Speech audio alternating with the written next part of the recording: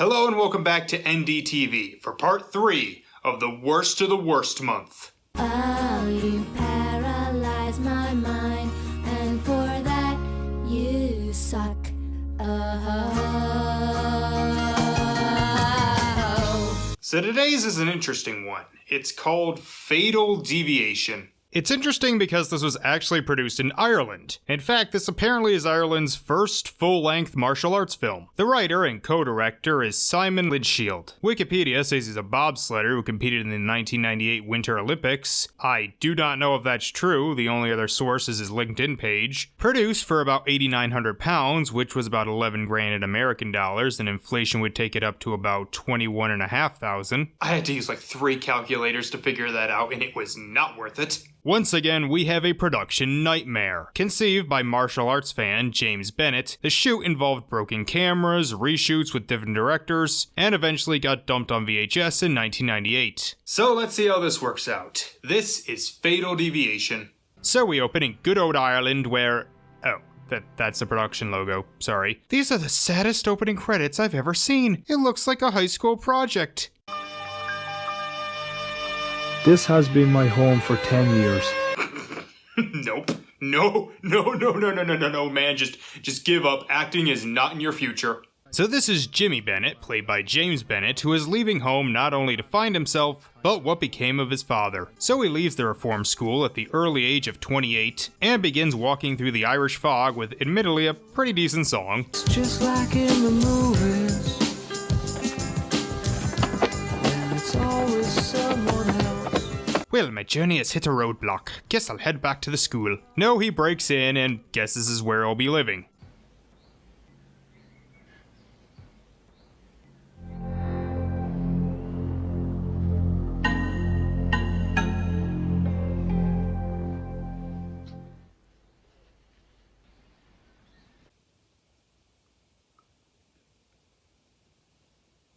So he heads back to the store where we see 2 men who look to be at least in their mid-30s doing stupid shit like this. This is the absolute worst Jackass episode ever made.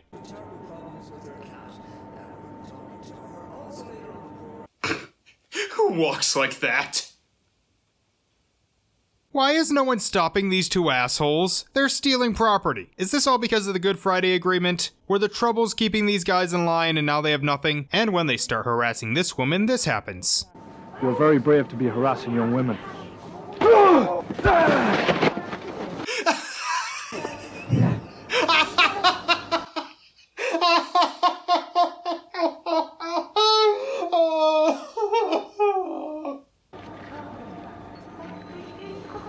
thanks. Now I have to restock these paper towels. But then we cut to some evil guy in a suit covered in a heavenly glow.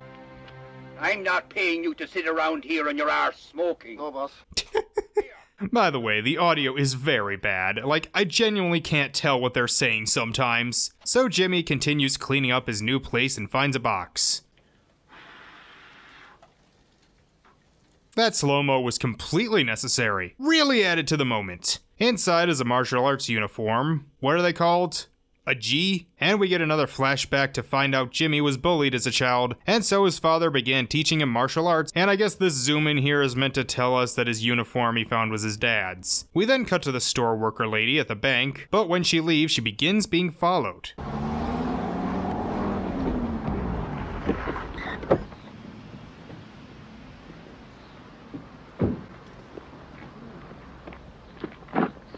From Mikey.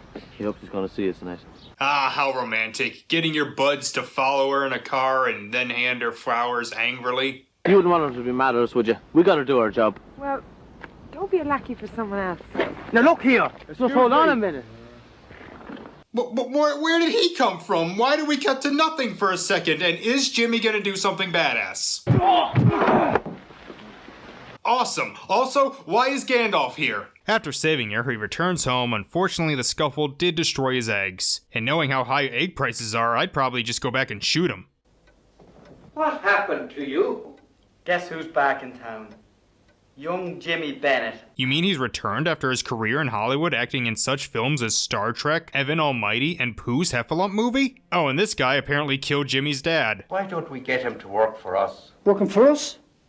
Why not? Wouldn't it be ironic to have the son of the man I killed working for us? I could think of about 20 reasons that's a bad idea, but go on. The store worker visits Jimmy to thank him, even baking him the ugliest looking pie I have ever seen. By the way, does she have a name? But then the two henchmen just appear straight out of nowhere. Somebody wants to see you.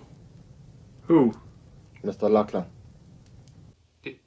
Who? Like, I couldn't understand who he said. The old guy offers him a job and he says he'll think it over. Meanwhile, this guy, named Mikey, played by Michael Graham, doesn't like him for making moves on his girl. Graham was apparently in a decently popular Irish boy band called Boyzone, which I have to know how they got him. That'd be like watching some no-budget Korean film that also has one of the members of BTS. Mikey, it's a dangerous job, and accidents happen all the time. Why not just shoot him? So we cut to a fun fair where Jimmy and store girl, whose name I guess is Nicola, are having fun. I don't know when they decided to go on this date. That scene was not in the film.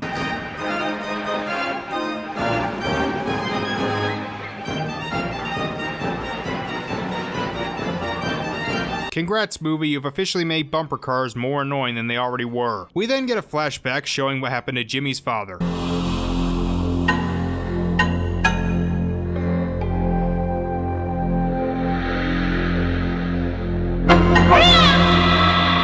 As you can see, it was cancer that got him. She then gets a call from Mikey. Live with me. No, Why not? I'm not ready for that yet. Lady, didn't you just go on a date with Jimmy? Are you cheating on the mob guy? Yeah, this cheating bitch decides to go out with Jimmy again to some old mansion. Oh god, a LARPer! They then leave, so Jimmy tries to enter some pub, but the bouncer, who kinda looks like that guy from the meme, won't let him in. So time for some kicks. So remember everyone, if you learn martial arts, you can use it to break into places. Beer! What beer? There are lots of beers. But one of the waiters spills the beer on this ginger guy and he pushes him, forcing Jimmy to kick some more ass. Hey, Barbie, why don't you apologize? Unfortunately, that cracked his skull and now Jimmy is on trial for manslaughter.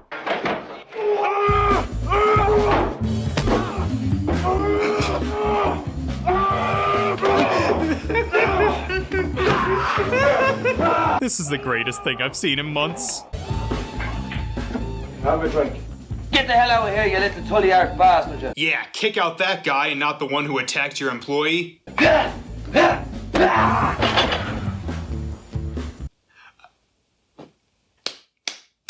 Jimmy tells them to tell the boss that he refuses the job. What the fuck is this? Beat up my men weak? Who did this? Bennett. Bennett? Yeah, he turned down your offer. Scenes! A monk shows up at Jimmy's place inviting him to participate at the Beltane tournament. So time for a training montage. Is this how silly I look? Meet me tomorrow by the Seven Oaks. Who the fuck are you? Well, apparently this monk here knew Jimmy's father and wants to train him, inviting him to meet him the next day. So the next day he goes to meet him. Expect the unexpected. But I was just... Your training begins tomorrow. Then why don't you just tell him to meet you in 2 days?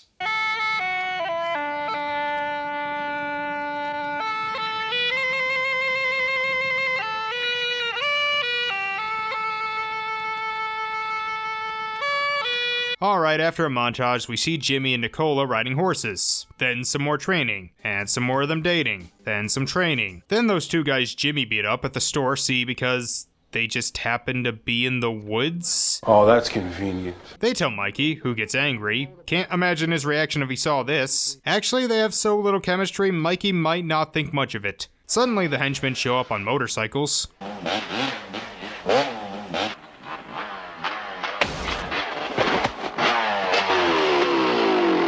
Beautiful. He steals one of the bikes, picks up Nicola, and now we can see how this glorified high school project does a chase scene.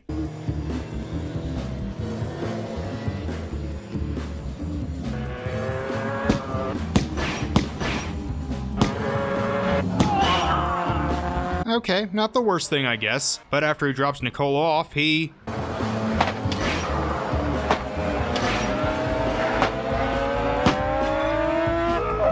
Now that's what I expected this to look like.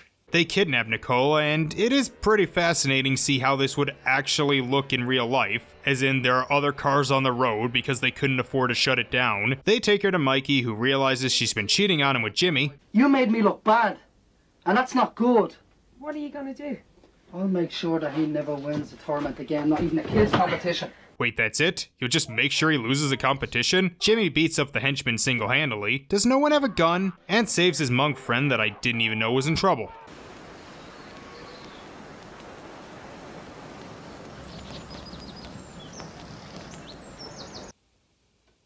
You know, I'm just going to assume that's how the Irish spell the word lose, because I can't believe they're that incompetent. What am I going to do? Lose. Like, seriously, why? What's so important about winning this competition? If you win the tournament, you'll break their power. Huh? He reminisces about Nicola and his past, including scenes that weren't even in the film. For example, a sex scene. Also, this seems pretty dangerous. And then a plane comes down with this big guy in a suit who knows the boss, who will be taking part in the competition. Warriors, welcome. Each decade we celebrate May with the Feast of Yaltana. This has been handed down through centuries. Yeah, I'm sure all 17 people here are huge martial arts fans to come to this once-in-a-decade competition and not just friends and family of the director. At least they have an American there, so we get some representation. And I love that the American isn't even doing kung fu, he's just wrestling. Because that's the American way. Jimmy fights. He wins, thanks to the editing, and ends up making it to the finals where he is to compete against the big guy named Siegel.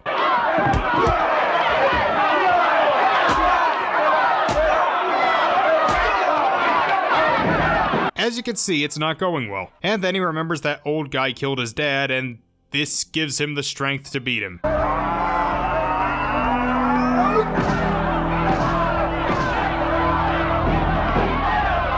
So, was this whole fight legal? Jimmy runs to save Nicola.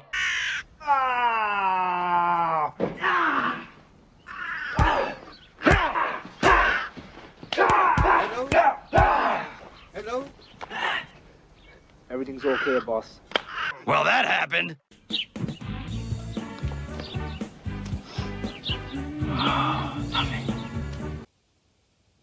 Ugh.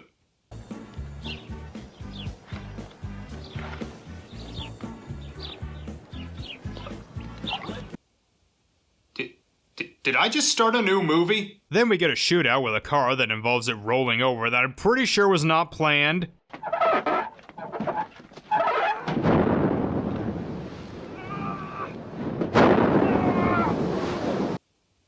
You tried. So Jimmy does a whole one-man assault on the mob's junkyard base, armed with only his fists, one gun, and some one-liners. Enjoy the slide. He kills everyone, saves Nicola, but there's still Mikey to deal with. Let her go. Sorry? You heard me. It's me you want. Oh no, how's he gonna get out of this one?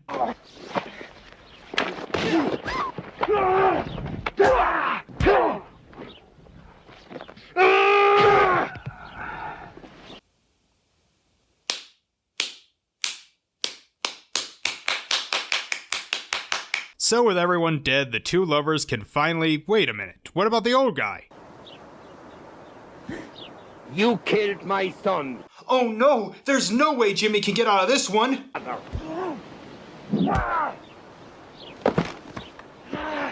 You killed my father.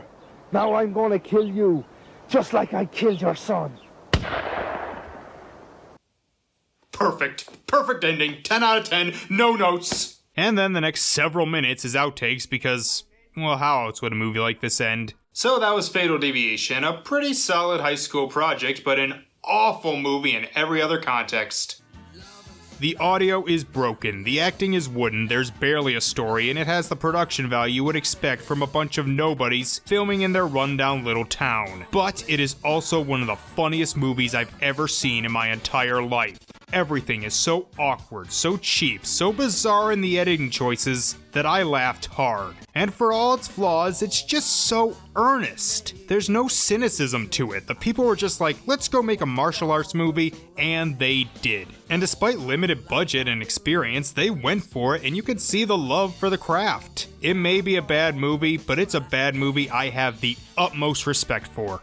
Alright, we've reached the 2000s. I'm ready. Bring it!